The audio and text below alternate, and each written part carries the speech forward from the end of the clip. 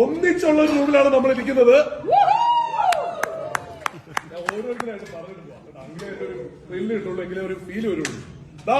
നമ്മുടെ സിദ്ദിഖ് റോഷൻ ഇരിപ്പുണ്ട്. Of course, we have Dubsy right here. പിന്നെ നമുക്കൊക്കെ ഇപ്പോഴും ഞാൻ പറഞ്ഞില്ലേ, ആ റെവല്യൂഷൻ ഇൻ മ്യൂസിക് എന്ന് പറഞ്ഞാൽ ഇന്ന് ഒരെണ്ണേ ഉള്ളൂ. That revolution still remains, and the name is Jazzy Gibb. ഫാൻബോയിനെ പരിചയപ്പെടുത്താം.